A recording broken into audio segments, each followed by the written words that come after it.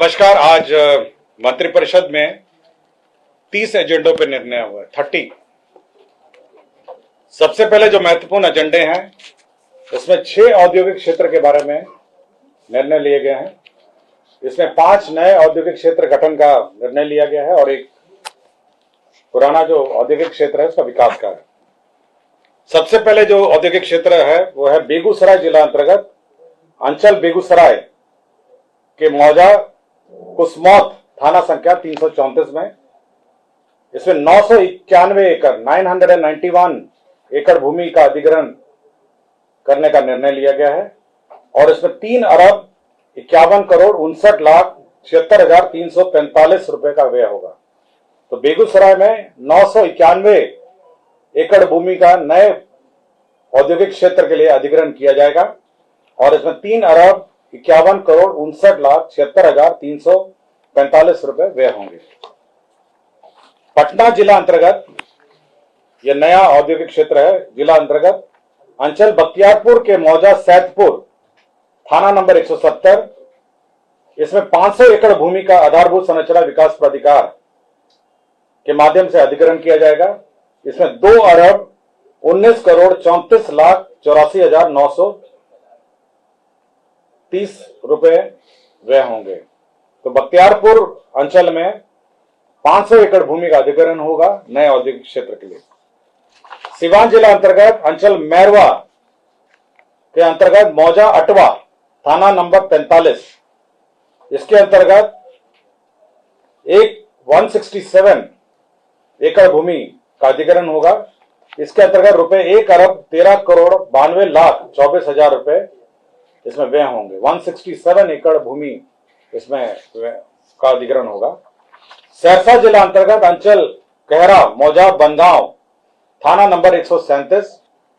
इसमें 420 एकड़ भूमि का अधिग्रहण होगा आधारभूत संरचना विकास प्राधिकार के माध्यम से और रुपए 88 करोड़ 1,13,847 रुपए इसमें व्यय होंगे। तो सहरसा जिला अंतर्गत अंचल कहरा मौजा बनगांव यहाँ पे नया औद्योगिक क्षेत्र बनेगा।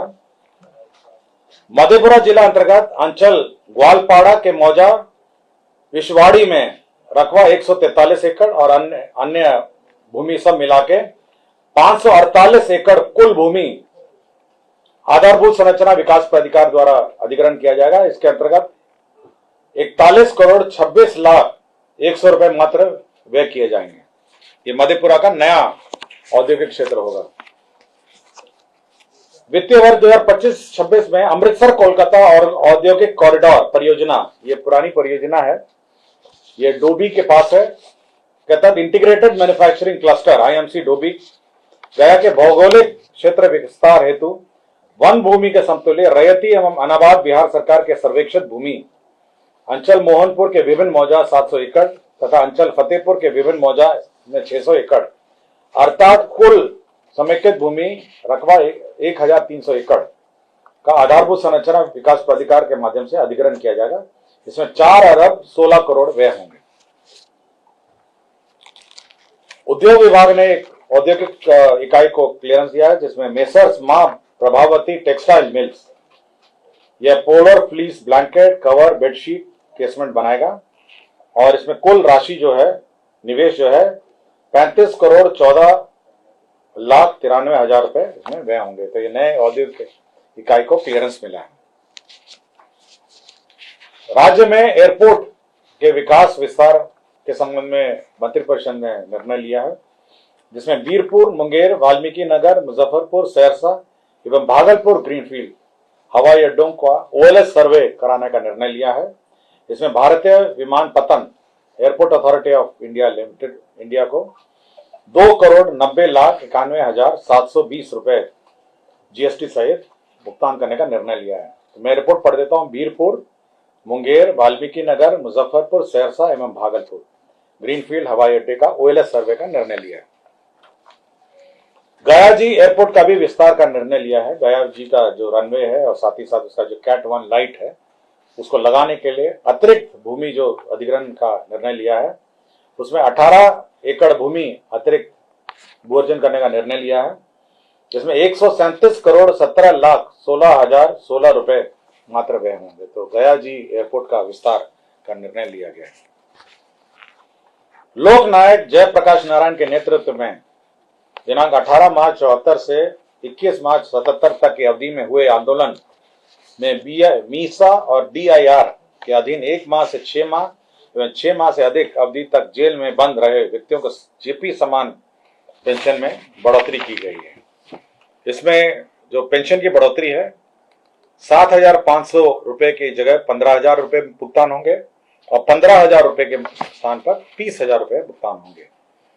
मीसा DIR के मामले में 6 माह से कम कारावधि के लिए 7,500 दिए जा रहे थे, अब इसको 15,000 दिए जाएंगे और 6 माह से अधिक कारावधि के लिए 15,000 रुपए पहले दिए जा रहे थे, अब वो 30,000 रुपए हो जाएंगे। राज्य में जितने भी हमारे जिला समाहरणालय है वहां नागरिक सुविधा अनुकूल बुनियादी ढांचे यथा प्रतीक्षालय, पेयजल, शौचालय, दीदी की रसोई आदि की सुविधा उपलब्ध होगी, इसका निर्णय लिया गया। नगर विकास एवं आवास विभाग ने पटना क्लस्टर में एकत्रित ठोस अपशिष्ट प्रबंधन हेतु प्रस्ताव लाया गया, जिसके अंतर्गत 514 करोड़ 59 लाख रुपए PPP मोड में व्यय होंगे। इसमें 30% तक भारत सरकार जो PPP का VGF फंडिंग करेगी और उसके जो ज्यादा होगा तो बिहार सरकार को वहन करना पड़ेगा। इस परियोजना में 15 मेगावाट कचरे से विद्युत की आपूर्ति होगी, 100 TPD का बायो मिथिनेशन प्लांट होगा और 800 TPD का मटेरियल रिकवरी फैसिलिटी प्लांट होगा, 700 TPD का कंपोस्ट प्लांट होगा और 325 TPD का वैज्ञानिक लैंडफिल सुविधा लगाए जाएंगे। तो ये PPP मोड में पटना जो क्लस्टर है उसमें integrated solid waste management project का स्वीकृति दिया गया। राज्य में शिक्षा विभाग का प्रस्ताव थे, 2 प्रस्ताव थे। आपको याद होगा पिछले मंत्रिपरिषद में हम लोगों ने 9 से 12 क्लास के बच्चों को 1 अप्रैल से 31 जुलाई तक की अवधि में जो 75% उपस्थिति होगी उनको DBT का लाभ दिया जाएगा, जिसमें छात्रवृत्ति और यूनिफॉर्म का है। उसी प्रकार 1 से 8 कक्षा में जो छात्र होंगे उनको यही सुविधा दी जाएगी। ये 1 अप्रैल से 31 जुलाई तक जिनकी उपस्थिति 75% उपस्थिति होगी उनको DBT का लाभ दिया जाएगा।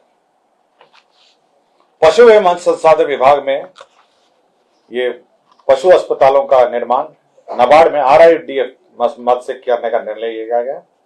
इसमें 19 जिला स्तरीय संसाधन एवं प्रशिक्षण केंद्र का भवन निर्माण होगा, 2 अनुमंडलीय पशु चिकित्सालय भवन का निर्माण होगा और 4 प्रथम वर्गीय पशु चिकित्सालय भवनों का निर्माण होगा। इसके अंतर्गत 219 करोड़ 31 लाख 75 हजार व्यय होंगे। कृषि रोड मैप के अंतर्गत राज्य में किसानों को रियल टाइम में कृषि विभाग की योजनाओं का लाभ पहुंचाने, डिजिटल क्रॉप सर्वे के आधार पर मौसमवार, फसलवार आच्छादन, उत्पादन एवं उत्पादकता का पुनर्अनुमान, किसान आधारित सेवाओं के लिए नवाचार, प्रौद्योगिकियों का समावेश तथा कृषि संबंध क्षेत्रों के लिए डेटाबेस का एकत्रित करने के लिए एक नया डायरेक्टोरेट का गठन करने का निर्णय लिया गया है। कृषि विभाग के अधीन डिजिटल कृषि निदेशालय का गठन, एक नया निदेशालय का गठन किया जाएगा, डिजिटल कृषि निदेशालय। विज्ञान एवं प्रौद्योगिकी विभाग के अंतर्गत जिला गया में संचालित गया अभियंत्रण महाविद्यालय गया परिसर में वास्तुकला आर्किटेक्ट विभाग का भवन, अतिरिक्त 300 बेड का एक बालक छात्रावास, 200 बेड का बालिका छात्रावास निर्माण करने का निर्णय लिया गया। इसके अंतर्गत 62 करोड़ 7 लाख 44 हजार रुपए व्यय होंगे। पटना जिला अंतर्गत पुनपुन पिंडदान स्थल पर लक्ष्मण झूला के समतुल्य रेलवे पुल के बगल में पुनपुन नदी पर बचाव कार्य सहित केबल सस्पेंशन पुनः निर्माण कार्य किया जा रहा है। इसके अंतर्गत प्रथम पुनरीक्षित प्राकृत राशि की स्वीकृति दी गई। अब ये 82 करोड़ 99 लाख 48 हजार रुपए का होगा। पटना शहर अंतर्गत मीठापुर फ्लाईओवर से चिड़ियाटांड फ्लाईओवर वाया करबीघा जोड़ने हेतु फ्लाईओवर निर्माण का कार्य 292 करोड़ 74 लाख 4 हजार रुपए मात्र के अनुमानित लागत पर प्रथम पुनरीक्षित प्रशासनिक स्वीकृति दी गई। परिवहन विभाग का प्रस्ताव था जिसके अंतर्गत उत्सर्जन मानक भारत स्टेज 1 एवं पूर्व में उत्सर्जन मानक के अनुसार निर्मित सभी परिवहन और गैर परिवहन तथा उत्सर्जन भारत स्टेज 2 के अनुसार विनिर्मित सभी माध्यम और भारी माल यान यात्री मोटरयान को रजिस्ट्रीकृत स्क्रैपर के माध्यम से वाहन स्क्रैप कराकर निक्षेप प्रमाण पत्र सर्टिफिकेट और डिपॉजिट प्रस्तुत करने पर मोटर वाहन कर पर 50% की छूट दी जाएगी। मतलब जो भारत स्टेज 1 और भारत स्टेज 2 के जो सभी माध्यम की गाड़ियां हैं, अगर आप स्क्रैपर के माध्यम से स्क्रैप करके सर्टिफिकेट डिपॉजिट करेंगे तो 50% रजिस्ट्रेशन में छूट दी जाएगी। भारत निर्वाचन आयोग द्वारा मतदान केंद्र पर जो राज्य स्तरीय पदाधिकारी हैं, बीएलओ एवं बीएलओ सुपरवाइजर, उनका मानदेय बढ़ा दिया गया है। न्यूनतम वार्षिक पारिश्रमिक में प्रति बीएलओ 10,000 को बढ़ाकर 14,000 कर दिया है और प्रति बीएलओ सुपरवाइजर का 15,000 से बढ़ाकर 18,000 कर दिया गया। इसमें 90,712 बीएलओ कार्यरत हैं और 8,245 बीएलओ सुपरवाइजर कार्यरत हैं। इसमें 38,75,83,000 रुपए व्यय होंगे। वित्तीय वर्ष 2025-26 में राज्य स्कीम अंतर्गत बिहार कृषि विश्वविद्यालय सबौर को अपने स्थापना मद के लिए 258 करोड़ 60 लाख रुपए सहायक अनुदान के रूप में दिया जाएगा। राज्य उपभोक्ता विवाद प्रतितोष आयोग पटना के लिए अतिरिक्त पदों का स्वीकृति दिया गया है। अल्पसंख्यक कल्याण विभाग पटना के अंतर्गत राज्य के प्रखंड अल्पसंख्यक कल्याण कार्यालय के लिए अतिरिक्त 459 पदों का निम्न वर्गीय लिपिक के पदों का सृजन किया गया है। बिहार विधान मंडल सदस्यों का वेतन भत्ता एवं पेंशन नियमावली 2006 के नियम 14 में संशोधन किया गया है। इसमें जो राशि दी जाती थी 8,300 रुपए प्रति माह की दर से दूरभाष, मोबाइल, इंटरनेट की भत्ता, पहले ही इनको विपत्र प्रस्तुत किए जाने थे, अब विपत्र प्रस्तुत नहीं किए जाएंगे और एक मुश्त राशि ये दे दी जाएगी। श्री निशित वर्मा बप्र से अपर सचिव मंत्रिमंडल सचिवालय विभाग को 2 वर्षों के लिए संविदा पर नियुक्त किया गया है। बिहार ग्रामीण जीविकोपार्जन प्रोत्साहन समिति जीविका में जो मानदेय की बढ़ोतरी दुगना किया गया है, उसमें बीसीएफ एडवांस लिया गया है, जिसके तहत 3 अरब 47 करोड़ 91 लाख व्यय होंगे। सामान्य प्रशासन विभाग की अधिसूचना संख्या 2492 दिनांक 30/11/2005 द्वारा अधिसूचित बिहार वाहन चालक भर्ती एवं सेवा शर्त नियमावली 2005 को निरसित करते हुए बिहार वाहन चालक भर्ती एवं सेवा शर्त नियमावली 2025 को अधिसूचित किया गया है।